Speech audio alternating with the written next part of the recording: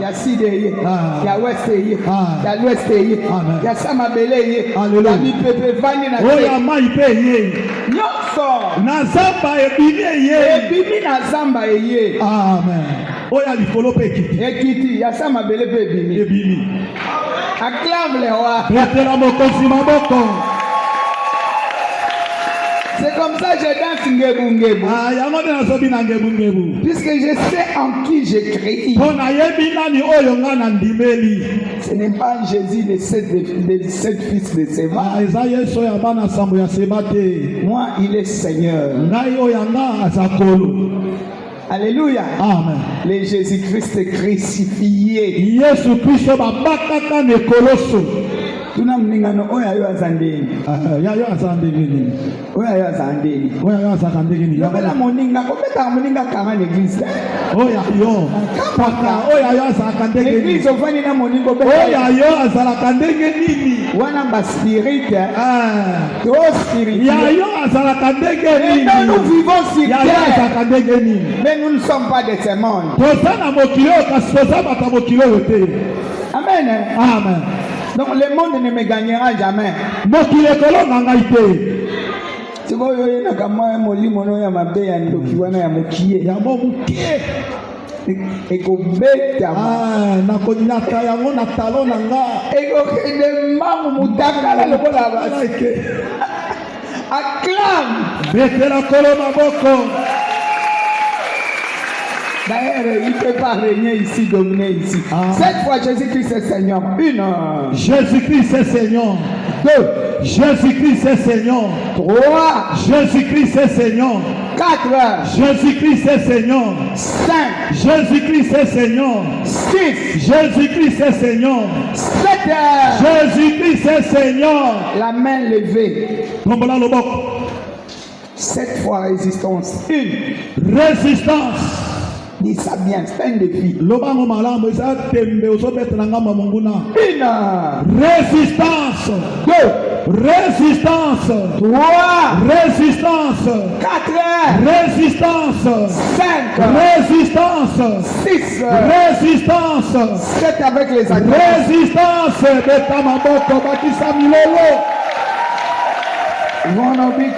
Nos Bibles dans Luc au chapitre 7.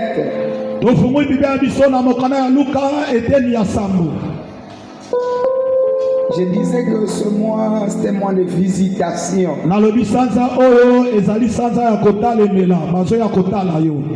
Il vente qu'il pleuve. Même si tu es déjà vers la fin, sache qu'il y aura une intervention divine.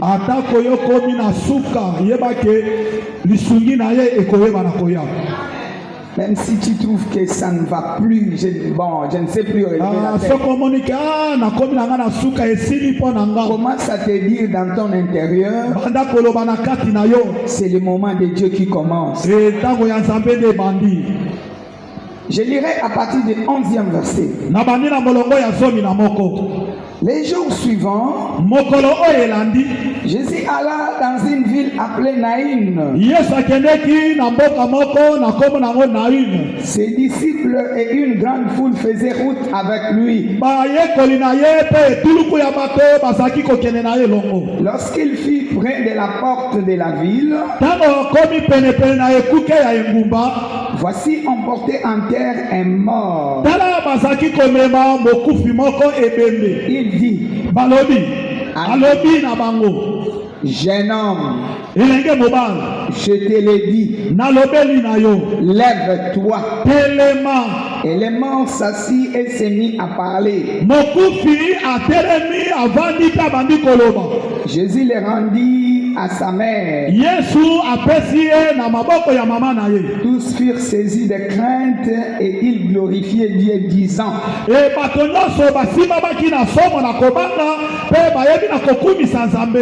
grand prophète apparut parmi nous. Et Dieu a visité son peuple. Quelqu'un acclame le Seigneur. Et Dieu a visité son peuple. Moi, je veux des acclamations. Nana lingi maboko bakisa milolo. Ça ne suffit pas. Eh, Et bongi nanga bongo te. ah. Nalingi koganda. Il est digne de louange. Abongi na masanjoli. Il siège dans la louange Avanda kanakata masanjoli. et l'adoration. Peko kumamela. Il est le roi des rois, Azali mokonzi na bakonzi. le prince de paix. Mokonzi na kimia. Qu'il soit béni, Apambolama. qu'il soit exalté, Anetolama. qu'il soit magnifié. Akumisama. Amen. Amen. Amen. Amen. Amen. Amen. Acclame le roi. Etola mokonzi maboko. Bien-aimé, ici Jésus, dans sa mission de bénir, de délivrer, Yesu awa na epinda na ye ya kopambola mpe kokangola. il arriva, il avait déjà guéri les fils des centeniers. Après, E na il nsima- arriva à Naïn. na nsima na ye kobikisa mwana ya mokonzi ya basoda akei na Naum. Donc, à Naïn, Kuna na mboka engumba wana Naim ils étaient avec ses disciples. azalaki elongo na bayekoli na ye. Déjà à la porte de la ville. Wana na ekuke ya engumba kokota na engumba. Cela veut dire Nasuka ya mboka. Na suka ya mboka. Oyo bazoya, oyo pe bazoya. Amen. Mettez-la en colo mabo. Donc, à la porte, là où on voulait sortir pour aller enterrer, E bona balingaki kobima na engumba mpona kokende kokunda mwana mobali wana. dit à quelqu'un, oyo ngai ekufa te, Oyo ngai ekokufa te. oyo ngai Oyo ngai bakunda yango te. bakokunda mpe yango te. Soki okunda wana mbala oyo te, Mbala oyo te. Soki nakundaki lobi kasi mbala oyo te. okunda mbala wana. Eh. Asi la période où je me trouve ici, Na ntango oyo ngai nakomi na yango. personne ne pourra enterrer ce qui est à toi. Moto akoyeba na kokunda oyo ezali ya yo te. Alors Jésus aussi avec sa troupe venait, Yesu mpe na bato na ye bazalaki koya. et la veuve aussi, Mokufeli mobali mpe accompagnée de plusieurs gens du village. azali na nsima na ye mpe na ebele ya bato ya mboka. Bien aimé, le diable est méchant. Omoningami diabolo azali moto mabe. Cette femme financièrement pauvre, Mama oyo na ndenge ya misolo azalaki bobola. et puis on l'avait déjà arraché, la mort avait déjà arraché son mari. Wana kufa eyebaki na kolongola mobali na ye na mokili. Et puis l'unique fils Mpe na yango atikaki kaka na mwana moko ya mobali. qui était resté comme son espoir, Oyo atikali kolokola elikia na ye. son héritage, Oyo ezali bongo libula na ye. qui lui donnait la joie, Oyo azali kopesa ye esengo. la mort arrachée. Ekufa eye lisusu mpe kolongola ye na mokili. Très abattu, Atondisami na mawa kotutisama. avec de nombreux qui lui suivaient, Mpe na ebele ya bato bazalaki kolanda ye na nsima. il partait pour enterrer. Bazalaki kokende mpona kokunda elenge mobali oyo. Vous savez comment les gens vont au cimetière? Boyebi ndenge bato bakendeke na malita mpona kokunda. Les uns avec des uniformes, Basusu basali bauniforme na bango. les autres avec les cabellos jusqu'ici. Basusu na kabelo tina mokongo ezokita tina mabele. Les uns chantaient, Basusu baza koyemba. mais elle Kasi ye ne pouvait pas regarder même les gens. akokaki ata kotala bilongi ya bato Il n'y te. avait plus de prière en elle. Mabondele ekei mosika mwa eza Parce te. que là, elle va enterrer. Wana te ye azokende kokunda mwana na On ye a moko. déjà pleuré, on a gardé dans la morgue. Batika ye na esika malili. Et maintenant, aujourd'hui, c'est la fin. Mpe lelo oyo ezali nde suka ya makambo. Notre Dieu vient à la fin. Nzambe na biso aka ntango makambo ekomi na La suka. Bible déclare, Bible elobi boye. mon rédempteur est vivant. Mosikoli na nga aza na bomoi. Il se lèvera le dernier. Akotelema moto na suka.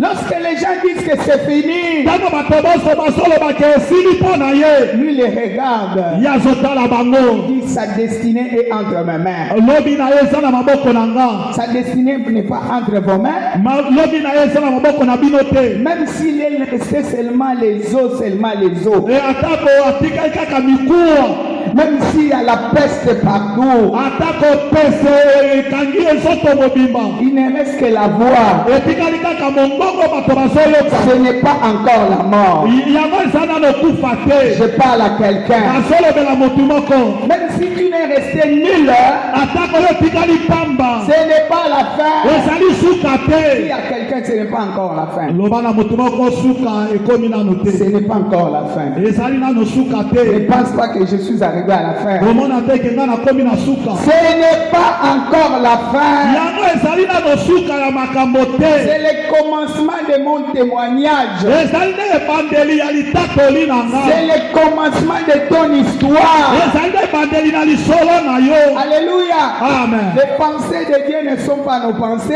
Makanisi na nzambe eza makanisi na biso te. Nos pensées aussi ne sont pas les pensées de Dieu. E makanisi na biso mpe eza makanisi na nzambe te. Quelqu'un acclame le Seigneur. Motu bakabetela kolo maboko.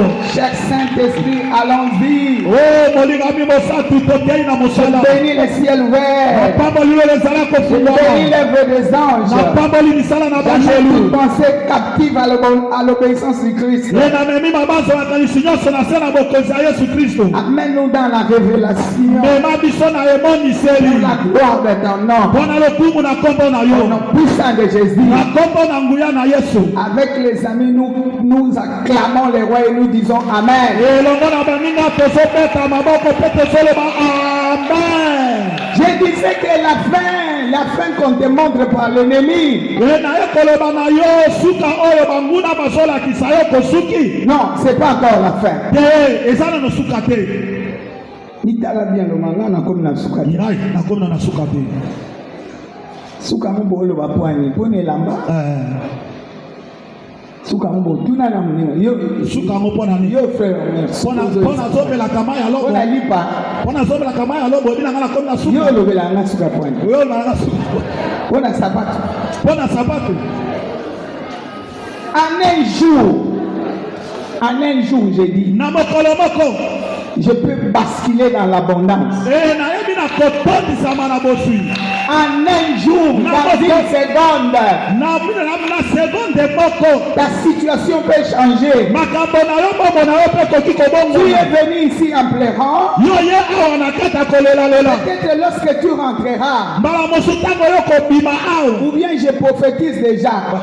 naza te eza kobwaka lisakoli. Alléluia. Amen. Lorsque tu rentreras, ntango yo kozonga o. tu entreras dans un autre monde. okozonga na kati ya mokili mosusu. Tu es venu avec un autre monde. yo ye na mokili mosusu. Et lorsque tu vas rentrer, etango yo mpo kozonga. ça sera un autre monde. ekozala mpe mokili mosusu. Acclame le roi. etela mokonzi maboko. Alors ne te fie pas aux hommes. na yango kotiala ya bato te. Ne te fie pas aussi au monde. ekotala mpe mokili te. Parce que les gens qui l'accompagnaient po eke bato oyo bazalaki na kolanda mama wana na nsima. n'étaient pas tellement entrés dans sa douleur. bamikotisaki na kati ya mpasi ozosala mama oyo te. On l'a regardé. bazotala ye. Les gens disaient, ah, si métier n'a pas musika boto, ils ont un mau. Dans la course. Amen. Amen. Mais cette femme disait, je suis à la fin. kasi mama oyo alobi nakomi na nga na suka. Je n'ai plus besoin de la vie. nazosu na bosenga naza na bomoi te. Si même en rentrant je tombe, je meurs, ça sera bien. ntango tozozonga awa boye nakoya mpe nakufa na nga mbala moko eza Non, que malamu. ça ne soit pas tes pensées. ezala boye te makanisi na yo. Ne précipite pas Dieu. koyeba na koleka liboso na nzambe Il a te. un plan merveilleux pour ta vie. azala bongisi malamu mpo na bomoi na yo. Il ne savait pas qu'il allait rencontrer Jésus à la porte. ayebaki te ke mama oyo akokuta na yesu na kokota na mboka. Alléluia. Amen. Et sortait Jésus entrer. bango bazobima mpo kokende okunda yesu azokota na Cela veut dire le cortège de la mort sortait. elingi koloba oyo epilukulu baza na nsima na bibembe. Dans la couffe, ça que bima, comme Ozoya. amen. Le baka lingala na mokusi. Amen. Et kufa ezako bima. Liwa ezako. Et donc pour ezako bima. Bomo ezako kota. Tala epa bazomema yo po na bomo. Amen. Bazomema yo po suka te. Amen. Alléluia. Amen. Bazomema yo po na kosuka. Te. Omoni kamwa ndenge ezotindika yo kote ya bomo. Amen. Pour qu'un témoignage se crée. Regarde un peu lorsque Jésus va rencontrer cette troupe-là. Ses yeux vont se poser seulement sur la femme. Si tu lis la Bible, ils étaient nombreux. Elle-même, elle ne paraissait même pas. Parce qu'elle était contrue. Mais les autres étaient là. Avec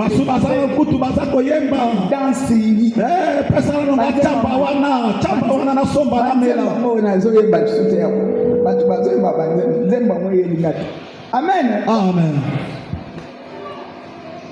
C'est moment na yo kabayemba na matanga bakongo balambele moko fumo Yesu kaza yako fumo Yesu kaza yako na ndenge nini il est celui qui sonde les reins les cœurs azali oya kotaka na mitema ya bato pe il éprouve les sentiments oya talaka ba postati ya mitema. Regarde un peu les compositions des gens tala ndenge bato basali loyembo avec leurs pensées pour condamner encore en plus.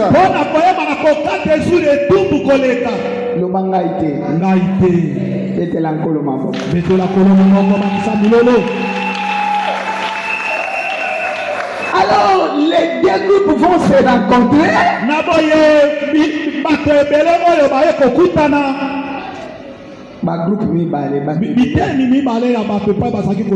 Alléluia. Amen. Lorsqu'ils se sont rencontrés, Jésus va regarder seulement la femme. Il va lui dire, viens. Ne pleure pas, tout le monde commence à regarder. Oh mon bal à Outua. Il est commencé à mon bal à Koufi, comme on n'a pas à Koufi. Bamakang Bakum Kotala. Mais ça, ce sont les raisonnements des gens. Oui, et ça qui m'a canissé à bateau, pour y ça qui mobile. Kolela ya lukuta. Kolela la lukuta, tala mobile wana mona. Aya simbi. Les gens versent encore dans des péchés. C'est comme ça que j'ai dit, ferme l'oreille au monde. Ne regarde pas le monde. Le monde ne dit rien de bon pour l'autre. Il n'y a que des condamnations sur condamnations. Puisque la plénière des choses, l'homme Jésus est allé toucher la femme. Ne pleure pas. On les regarde. Elle ne pleure pas comment. Allez la tête. Moi, où tu as? Moi, on a Koufi bon bazol banale la tête. Kala banibali yango bango bazoko. Aso banenga ipe na ye. Allez la tête. Likambo ya allez la tête. Acclame le roi. Mettez la main comme si ma boko. Likambo boya allez la tête. Balobi bazali baleli pe ya litio bayali ayazo lela neti dance azo bina wana okanisa kini osukite okanisa kini mwana bwa kolesa yo wana kwa kei vraiment yo yebi acclame le roi tala wako si maboko. Bien-aimé, ne regarde pas les grimaces du monde. Dieu t'amènera loin. Là où tu es, tu as déjà mis un pas avec Dieu. Il ne vient pas au secours des forts. Il vient au secours des faibles. La Bible déclare, venez à moi, vous qui êtes chargés, fatigués, je vous donnerai du repos. Il a touché la femme, viens à moi. Je suis ton repos. Je suis ta paix. Je suis ta joie. Et relève la tête. Dans peu de temps, 6 ekobaluka 9.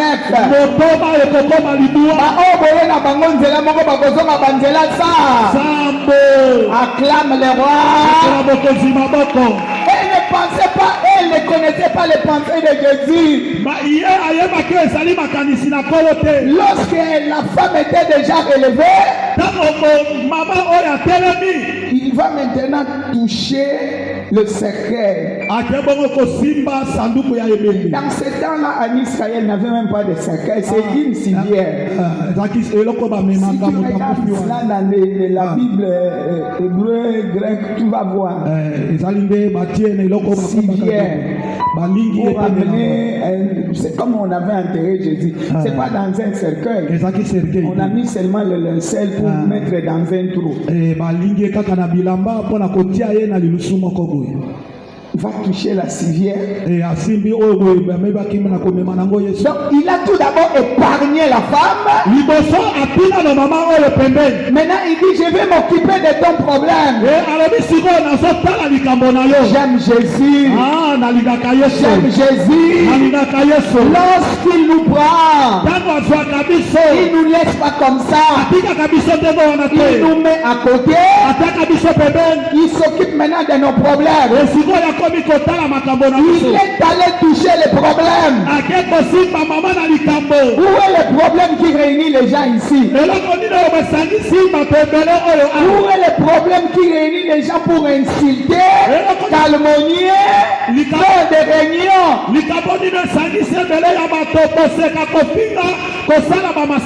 Je le termine maintenant. C'est moi la résurrection et la vie. Lorsque je viens à un endroit, je transforme. Je transforme. Je donne la forme que je veux. Mais la forme que je veux aujourd'hui, c'est la résurrection.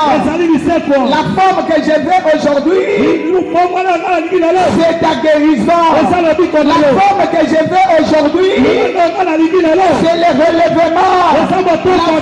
La forme que je veux aujourd'hui, c'est la guérison miracle. Je voudrais étonner des médecins. Je voudrais étonner les sorciers de ta famille. Je voudrais étonner les chefs de famille. C'est lui qui frappe la poitrine, qui dit on verra.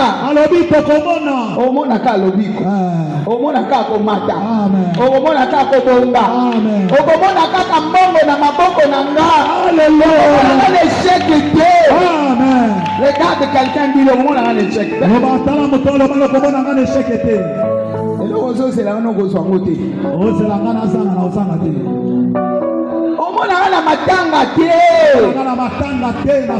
Acclame le roi. Puisque le secours ne vient ni de l'Orient ni de l'Occident. Le secours vient de l'Éternel qui a fait les cieux et la terre.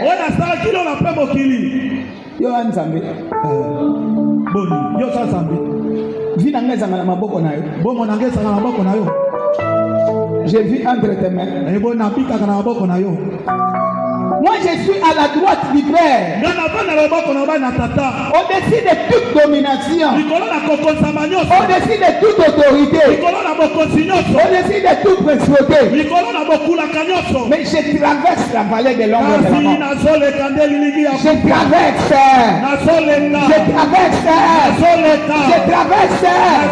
Je vais me retrouver dans la gloire. Je ne me retrouverai pas dans le chèque. Je ne me retrouverai pas dans la condamnation. La Bible déclare le bonheur et la grâce Ce sont des choses que je marche. M'accompagneront. M'accompagneront. Et si le bonheur et si la grâce. Ce sont des choses qui m'accompagnent. Même si je marche dans la vallée de l'ombre de la mort, je ne craindrai aucun mal. Il y a des choses à côté de moi. Je suis sécurisé. L'impossible deviendra possible. L'impossible ne restera pas impossible. Cette femme n'a pas prié. Cette femme n'a pas gêné. Cette femme acclame le roi. Cette femme n'a pas prié. Il n'a pas gêné. Mais l'œil de Dieu l'a vu. La tendresse de Dieu. Tendresse. La tendresse. Tendresse c'est ça. Bata français va aller à tendresse. Bolingo. Bolingo. Je ne sais pas comment on dit ça. Hein? Comment? Bon, affection. Bon, la tendresse, hein? La tendresse, je ne sais pas. La tendresse. Au moins, il soit dur. Mais il soit moto ya yambakabato. Moto ya lelaka na bato. Moto ya pandaka na bato. Ayebaka makambo ya mutu. Azui pasi na ye komi pasi ya moninga. Notre Dieu est comme ça.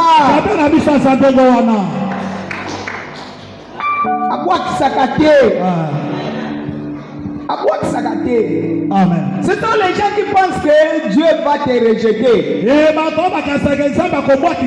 Lorsque le diable monte, il se dit bon, je suis déjà au top. J'ai pris sa femme, j'ai pris son mari, j'ai pris son argent, je l'ai laissé inutile.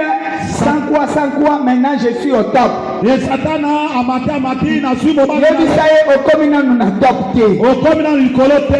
dernier mot appartient à mon Dieu. Le dernier mot ne t'appartiendra jamais. Moi je suis en Christ. Dieu me connaît. Il ne te laissera pas me gagner.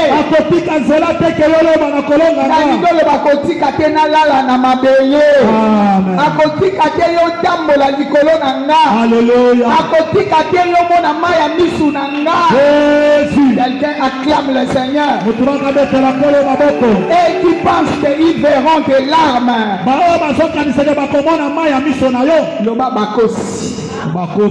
Loba bien bakosi.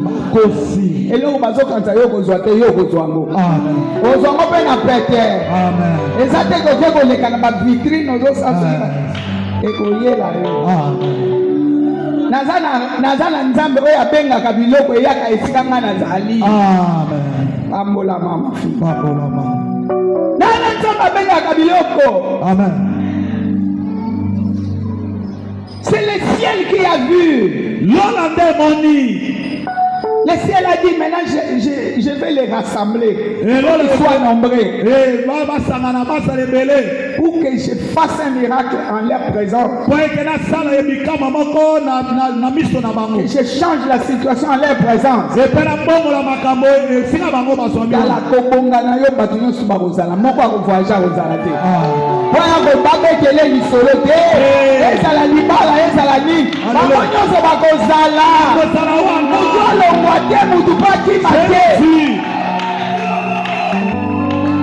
Un dimanche comme celui-ci, personne n'est parti au travail.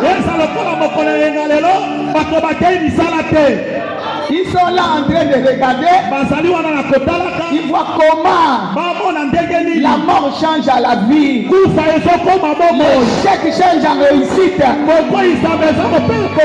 condamnation change en liberté. Le pleurs change en gloire. Tala moninga no le baba monango pona vinanga. Pona vinanga ba monango. Soki yo ba mona te menga ba monango. Je suis immortel. Il faut que je touche ce que Dieu a prévu. Il faut que j'arrive là où il m'a destiné. Ma destinée est entre ses mains. Ils me feront la guerre. Mais ils ne me vaincront jamais. Ils me feront la guerre. Ils ne me vaincront jamais. Ils me feront la guerre. Ils ne te vaincront jamais. Ce sont deux qui reviendront vers toi à genoux. Ils vont revenir à genoux. Je parle à quelqu'un. Quand l'ennemi reviendra à genoux, il pense qu'il a gagné. Dis-lui pesa matin. Ça n'a nos virgules. Reçois. Ça n'a nos virgules. Tika ba point ou bien tchana yo point ça va ko dessiner ngande mususu ko banga point ya mutuke le bochenga point le bochenga déjà point au sali bien on ça va faire sa direction ya sika acclame le roi la direction na yo on ça la direction ya sika. Amen. Vous voulez toujours condamner les gens. Bokela Batou. Aka mutu akomosa assembly lumba wana assemble mu colonie ye benza nzamba yoka ye nzamba est nzamba yo sana critère ya nzamba yokelaka batu viens avec ton carnet balangana yebi ke nzamba yokelaka batu boyi asobo sali bososa non c'est un Dieu de grâce il fait grâce à qui il veut. Ils étaient nombreux. Il a dit que cette femme-là, quand je lisais, j'ai dit mais comment ça? Il n'a pas encore touché les morts. Il a commencé par la femme. Il dit je t'arrange pour que la bénédiction que je te donnerai maintenant ne tombe jamais. Je vais te donner une nouvelle forme. Cette forme ancienne et courbée là, je ne veux plus. Non, relève la tête. Regarde, la gloire arrive. Contemple. Je dis à un Dieu. Les dieux qui exaucent. Les dieux qui exaucent. Je parle à quelqu'un. Il y a les dieux qui exaucent. Dans la macabosa et melon en voulo. Alléluia. Nabandoki. Jésus. Bagometa bashite. Jésus. Bandoki bagometa bashite. Reçois la grâce. Reçois. Yaba. Bandoki bagometa bashite. Dala lobana lala na maya lobo esa elote. Na lala na maya lobo ekose lokote. Na la tali pape toboke esa elote. Na la tali pape esa na ba physique ekose lokote. Na la de lamba esa esila. Na la de lamba esila mai na makila. Bongo ba usine textile esili. Esili te mama. Omoni ba style na bino ya lelo lobe ko ba style ya ka. Ya kala. Lori na go banda. Yo bo ko kate.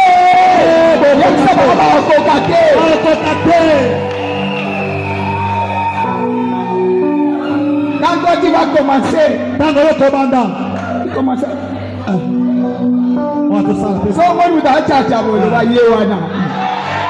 Il ne savait pas que toi tu allais changer. Et puis il a difficulté de te fixer les regards.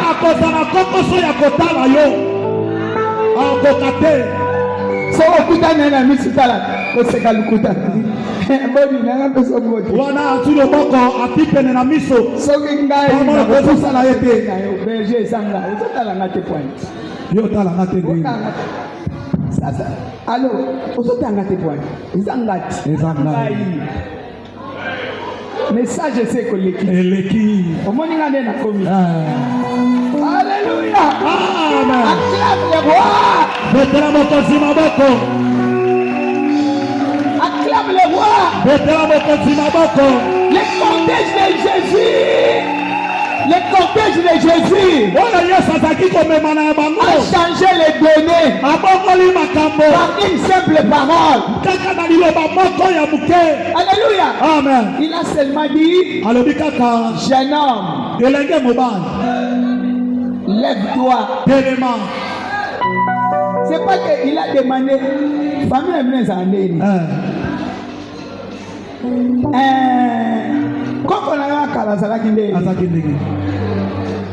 c'est cette période-là que nous sommes arrivés. La dispensation de l'esprit. La parole porte la vie en elle. La parole fait des chair. Quand il parle cette parole, et dans la Bible,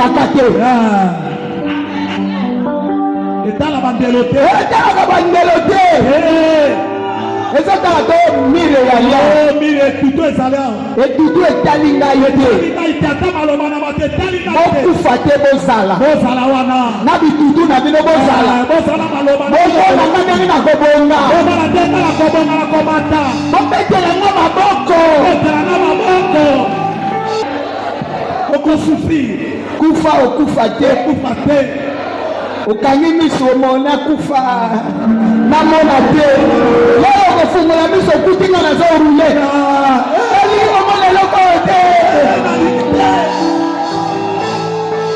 omeli poison bakende l'hôpital balongoli yango bazongi no na ndako basimbi yo otala boye moninga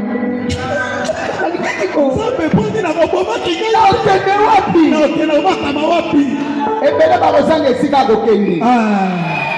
Je parle à quelqu'un pour ta vie.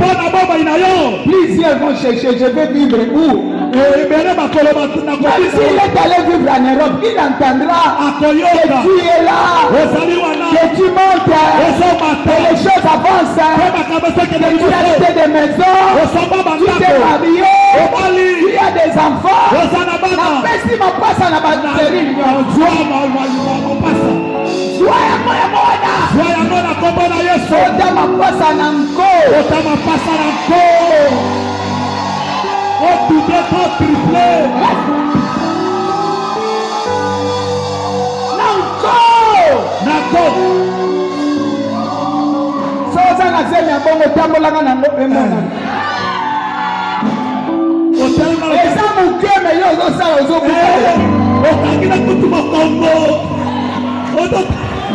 Alléluia. Amen. Toi qui n'as pas besoin de cacher. Puisque c'est entre les mains de Dieu. Qui va arracher entre les mains de Dieu? Ou bien il est Dieu. Ou bien il n'est pas Dieu. Je te dis qu'il est Dieu. Puisqu'il va placer un enfant dans un ventre. Il va placer un enfant là-bas.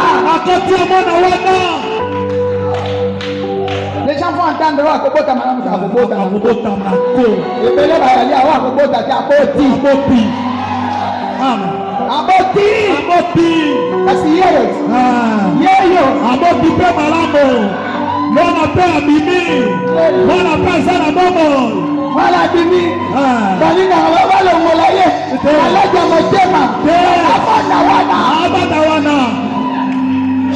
Wana kobima. Namona wana. Mama nenda kobima. Na kosa kufela batite. Yes, I'm winning. Bishop a ça au fait la bataille. Bishop a ça au fait la bataille. Azana posa batuba ya ebele. Azana posa batuba ya ebele. Pour parler c'est tonda. Parler c'est tonda. Et comme matili banda. Comme matili banda. Balko peto kotia batuba matali. Nala posa batu ebele. Amen. Baya. Baya. Baya. Baya. Babotama. Babotama. J'en ai besoin. Je n'ai pas besoin de perte. Ce n'est plus le moment que je perde.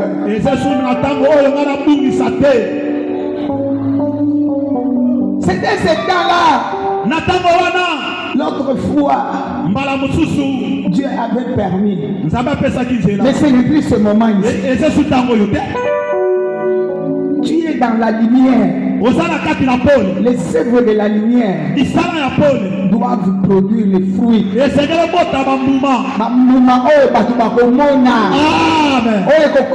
Référence. Jésus.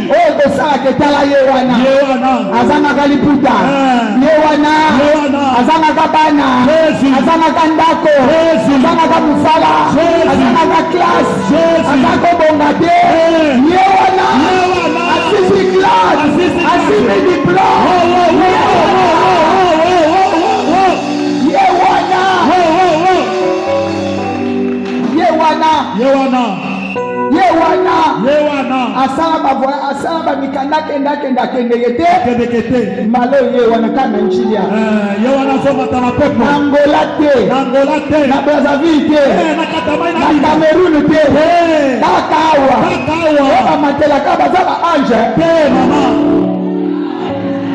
kakawa non te regarde on voit. Mais comment il est passé? C'est le moment de passer. Mais vous étiez où? On était là. Mais on ne l'a pas vu. On le remarque déjà en train de monter à l'avion. Mais l'avion même est sécurisé. Il n'y aura pas de crash. Non, il va arriver à la destination. Il n'y aura pas de crash. La chose que ton ennemi ne veut pas, c'est ce que tu auras. Nous sommes dans un mois de visitation. Dieu doit apporter quelque chose de nouvel dans ta vie. Il a dit seulement, lève-toi, jeune garçon. Les morts s'assoient, mais il ne les laisse pas comme ça. Il les rendit à sa mère.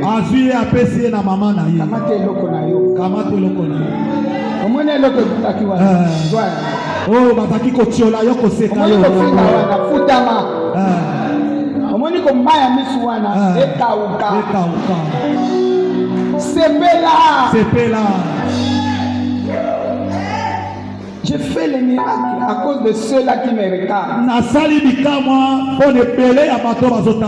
Puisqu'ils pensaient que je suis un faux Dieu.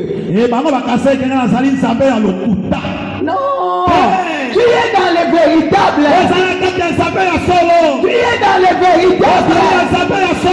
Je parle à quelqu'un. Tu es dans le véritable. L'impossible deviendra possible. C'est lui qui change l'eau en vin. C'est lui qui a ressuscité Lazare. C'est le même qui a ressuscité le fils de la veuve de Naïm.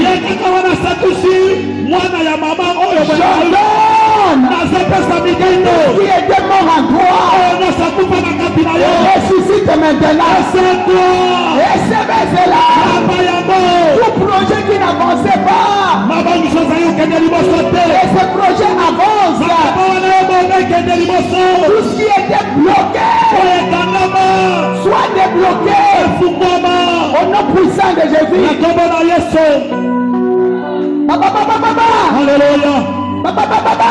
Jésus, reçois. là-bas. Tout Tous qui n'avançaient pas. Qui a dit que tu n'avanceras pas? Cela n'a 5 personnes qui reçoivent. Il y a ça, il y a bongi nanga, comme pour avancer. Toi avancement, toi. Na bongi mon cher. Na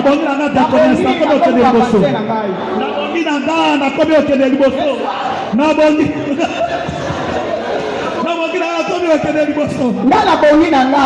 Mama, na bongi nanga. Na bongi. Échec et ça sur la bongi. Na bongi. Makambo bando tambola. Betele lisolo. Makambo so tambola. Tutu mikolo makambo nanga voyage. Betele lisolo. Na tutu visa et bibi. Ba faire nangai. Yo lo ba faire la mbongo ebele. Ba faire la mbongo ebele. Na sali affaire moko ya $100,000. Na si mbongo ebele. Mbongo ebele. Na sali compagnie moko munene. Sali compagnie.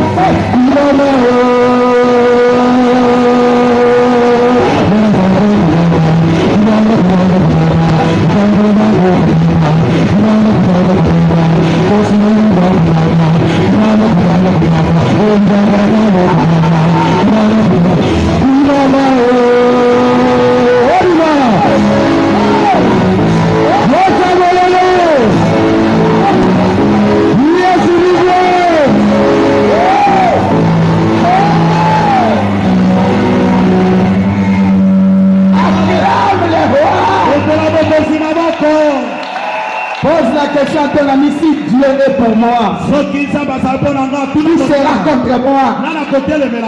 Esayo. Oza pour mouche. Dieu pour moi, Esayo. Dieu, si Dieu est pour moi, qui sera contre moi? Esayo. Pour mouche.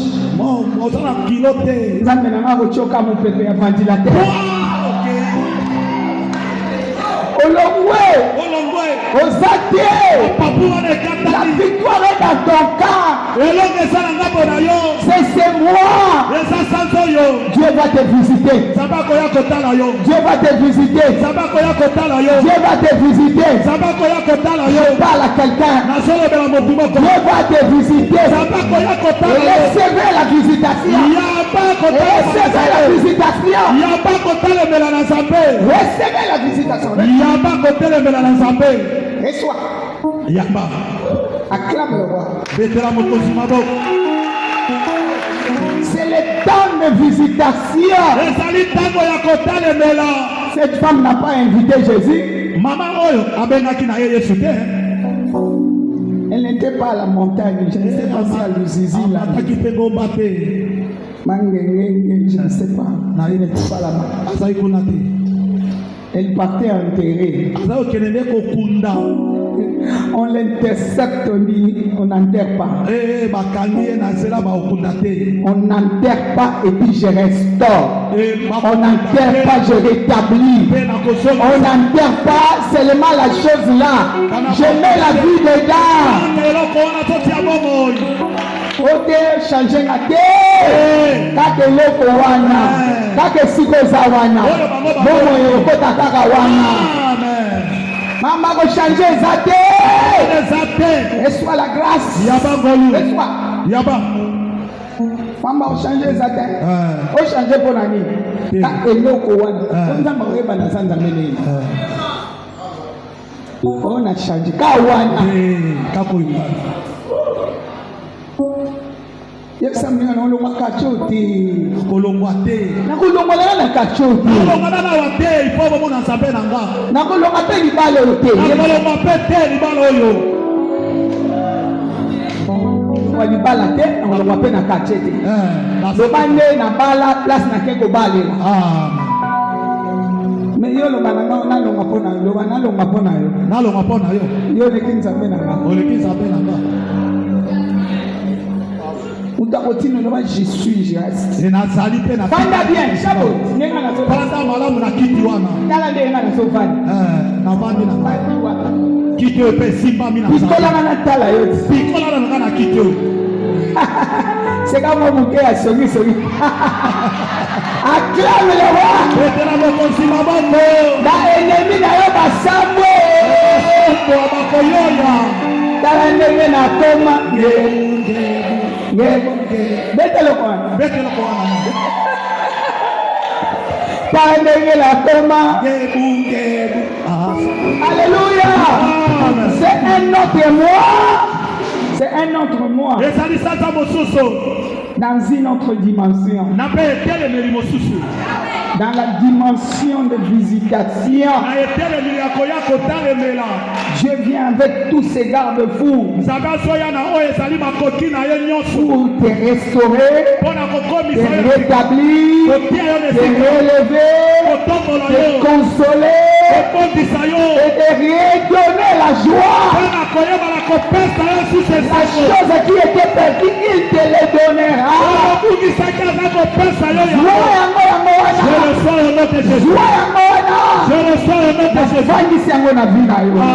Commence à prier avec ton offrande de victoire.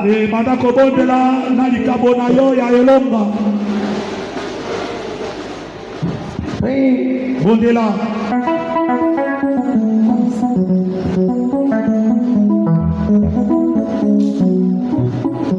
Parle. Non poussant de Jésus. Ce que je ne pouvais pas toucher. C'est ce que je toucherai. Au nom puissant de Jésus. C'est ce que je toucherai. Ce qui était permis. C'est ce que j'ai récupéré. Oui, bien aimé.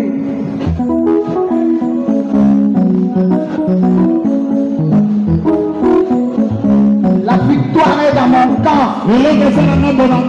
Il vente qu'il pleuve. Je vais témoigner. Personne n'arrachera ce qui est à moi. Ce que Dieu m'a donné est collé, cimenté avec mon âme. Le corps qui a été maltraité, flagellé, pour te donner la liberté, pour ta restauration, pour enlever l'opprobre dans ta vie. Comme cette femme était dans l'opprobre, à cause de ce corps flagellé, elle a retrouvé la vie. Elle a retrouvé le sens. Elle était restaurée, rétablie. Mon père quatre coins. Qu'on les sache que tu ne resteras plus la même personne. C'est le temps que Dieu visite ta vie. Parle à ton Dieu. Rendez grâce à Dieu. Dis-lui-moi aussi. Cette femme est déjà passée. Tu vas remarquer qu'on n'a même pas cité son nom. On l'appelle seulement congolaise. Mais au Congo, il y a des noms. C'est une personne ignorée. Non, bientôt Dieu te donne de la valeur. On va citer aussi ton nom. Parle à Dieu. Dis-lui c'est maintenant. Fais quelque chose dans ma vie. Au travers de ce corps. Et tout ce qui était humiliation. Reste à la croix. Que l'impossible devienne possible. Lorsque je mangerai ce corps. Que tout ce qui était opprobre soit dépouillé de moi. Et reste accroché à la croix. Au nom puissant de Jésus. Mangeons le corps.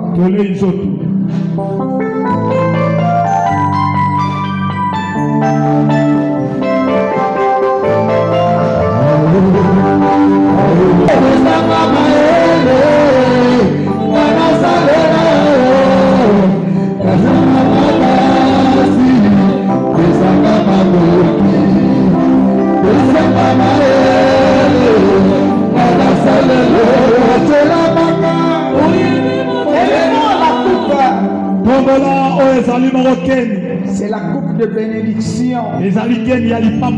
Lorsque nous la boirons, un miracle s'opère dans la vie de tout un chacun. Là où il y avait la mort, au travers de cette coupe, que la vie rentre. Qu'on le sache, que la victoire est ton partage. Le succès est ton partage. L'élévation est ton partage. Parle à Dieu. Seigneur, merci pour cette coupe de bénédiction. Aujourd'hui, lorsque je prendrai la coupe, que les miracles soient mon partage. Ils viendront sur un seul chemin. Ils rentreront par 7 chemins. Aucun malheur ne m'arrivera. Aucun fléau n'approchera de ma tente. Je crierai gloire à ton nom.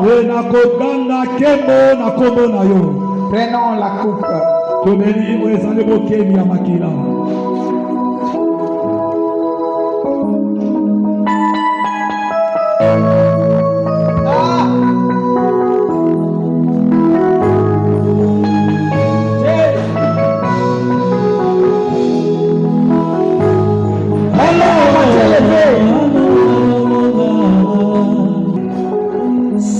Jésus, Jésus. Deux. Jésus. Trois. Jésus. Quatre. Jésus. Cinq. Jésus. Six. Jésus. Sept. Jésus. Recevez la vie. Je reçois au nom de Jésus. Reste calme. Seulement ce qui monte dans ton cœur. Jésus. La vie se place. Là où il y avait la mort. La mort ne régnera plus jamais. C'est le moment de la vie. Les cortèges de la mort étaient sortis de ce jour-là dans la ville de Naïm.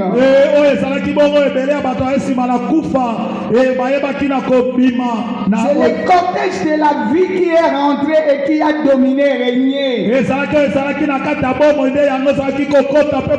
Maintenant, c'est le règne de la vie. La mort ne dominera plus jamais. Recevez la vie.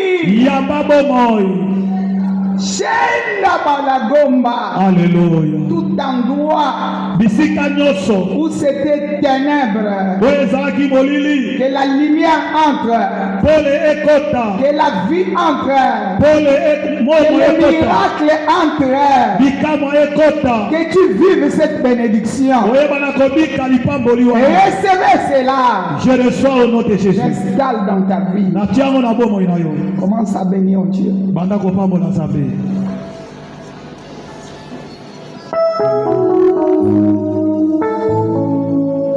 Jésus. Dis-lui merci. loba na ye Tu moto m'as sauvé. obikisi ngai Merci matondi pour le changement dans ma vie, mpona mbongwana na bomoi na pour nga la restauration. mpona kozongisama ya sika Ah, je sens qu'il est là. ozoyoka na kati angaki azali awa Je sens qu'il est là. nazoyoka azali Ah! Jésus Jésus. Alléluia. Recevez la vie. yamba bomoi Recevez la vie. yamba bomoi Là où il t'y a tant échoué. epai oyo boyokoyi ntango molai Maintenant, sikoyo tu vas crier victoire à cet endroit. okoganga elonga na esika wana Je dépose la victoire dans ta vie nazotia bomoi na nzoto na yo et dans ton parcours. mpe na banzela na yo Et tout lieu où foulera la plante de tes pieds epe bipai nyonso matambe na yo koyebana konyata sera à toi. ekozala ya yo Au nom puissant de Jésus, na kombo na nguya na Yesu soyez enveloppés par la vie bozingama na bomoi et la victoire. mpe na elonga Éternel Dieu, yawe nzambe étendez les mains vers moi. sembola loboko epai na mosali azali 7 fois puissance. puissance La puissance que tu vas avoir, c'est la puissance de la vie. Tu dois vivre. nguya oyo kozwa ezali nguya ya bomoi esengeli yota na Esika bomoi bakatelaki yo kufa. Alléluia. Nzambe abakisela yo mikolo lelo. Ozaki na mikolo, mais Nzambe abakisa mikolo misusu. Je parle à quelqu'un. nasolobela motu moko Nzambe abakisa mikolo. Jésus yaba Na mikolo ezalaki nango Nzambe abakisela yo mikolo. Na mikolo wana on vivre gloire ya Nzambe. Jésus ezala mikolo pamba te. Reçois cela. yaba yango Reçois cela. yaba yango On vivre mikolo ya pamba te. Jésus Mikolo ya gloire. mokolo ya nkembo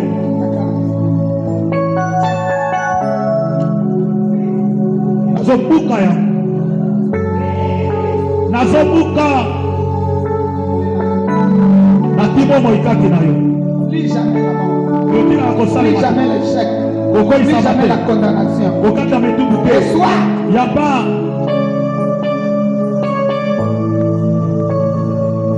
Oyo akatelaki yo etumbu ya kufa. Akota na libulu na ye. amen Je parle à quelqu'un. nasolobela motu moko Akota na libulu. okota na libulu wana yo moko Walobaki yo te. Je t'impose. nazotia Par l'autorité que Christ m'a conférée. na bokonzi oyo kristo apesanga Je t'impose. nazotia yo J'impose la vie. nazotia bomoi J'impose la vie. nazotia bomoi Reçois. yaba J'impose la vie. nazotia bomoi Qui a dit non? nga nazoboya yango J'ai dit oui. nga nalobi iyo Je mets la vie en toi. nazotia bomoi kati na yo Au nom de Jésus. na kombo na yesu Kati oya kufa. Sois libre. Mikolo bakisama. amen Na mikolo nzambe apesa yo. amen Reçois. Je mets la vie. Je mets la vie. nazotia bomoi nazotia bomoi Je mets la vie. nazotia bomoi Reçois. yaba Jésus. yesu Reçois la vie. yaba bomoi Jésus. yesu Reçois la vie. yaba bomoi Reçois la vie. yaba bomoi Tu es immortel. Reçois. okokufa te oza moto akufaka te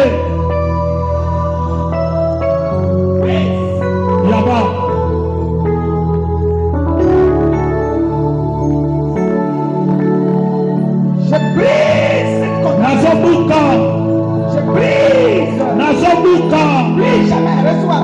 Le conseil le matin, Yaba. Jésus. Reçois. Yeso. Yaba. Alléluia. Éternel aimant.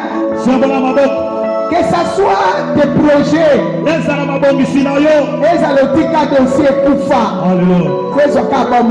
Amen. Yamama. Je reçois au nom de Jésus. Et quand tu as même un projet. Sanzo. Obikanzambe. Obikanzambe. Amen. Reçois. Yaba.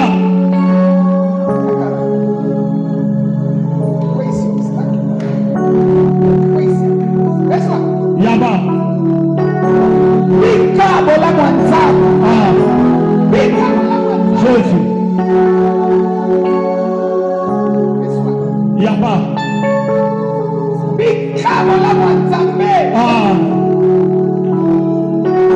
Bika bola mwanzambe. Jésus. Yesu. Jésus. Bika bola mwanzambe.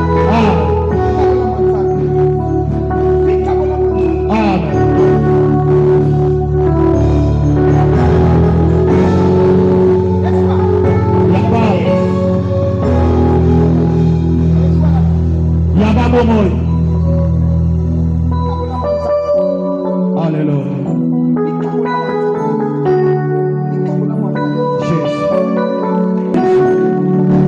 Jésus. Yesu. Alléluia. Nazobuka. Nazobuka. Je neutralise. Nazobebisa. Nazobebisa. Nazobebisa.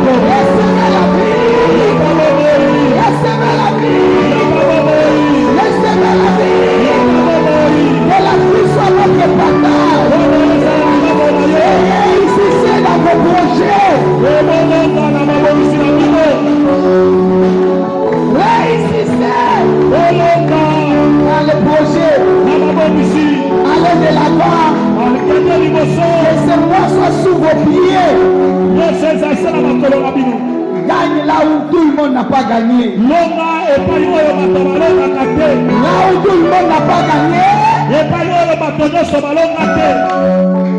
C'est l'endroit que tu gagneras.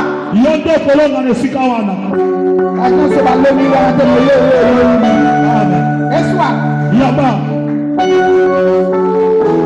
Acclame bien les voix.